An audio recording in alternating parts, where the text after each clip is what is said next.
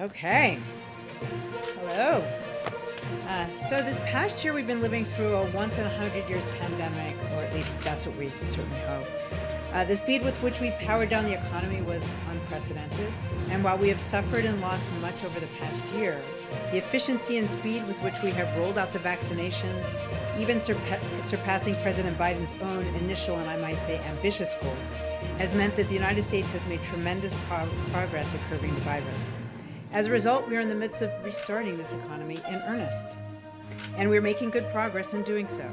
However, we must keep in mind that an economy will not heal instantaneously.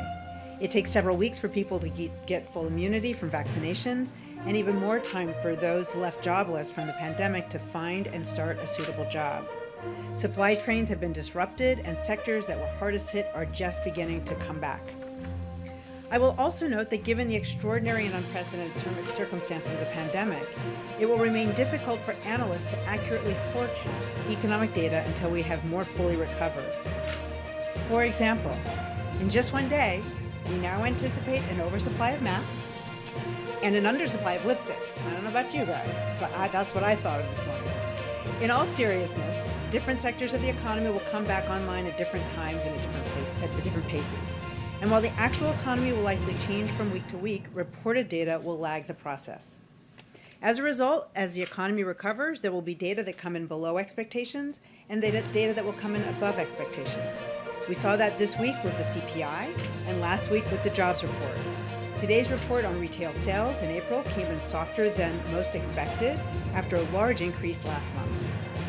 At moments like this, it is important to focus on trends and not month-to-month or week-to-week oscillations. In that vein, we know that the initial estimate for first quarter GDP was 6.4%, outpacing growth in the Eurozone, and employment has grown an average of 500,000 jobs per month since January. Even while the overall trend in the economy is positive, the administration is working to help displaced workers with their searches so that they can find good, suitable work. And as the president emphasized earlier this week, if offered a suitable job, a worker receiving unemployment benefits must take it.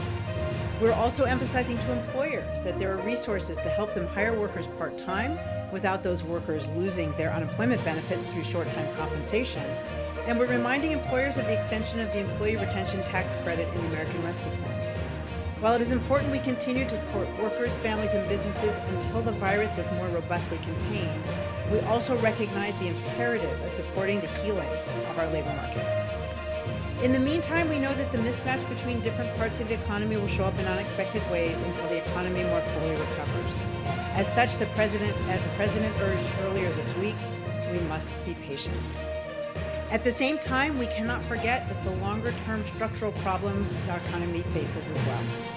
The Council of Economic Advisors released an issue brief just yesterday on the economic framework underlying the American Jobs Plan and the American Families Plan. Addressing these structural issues is so important to ensuring a strong economic future for our country, and that's why I'm so incredibly proud to be a member of the American Families Plan cabinet, which was the original reason for me to be here today.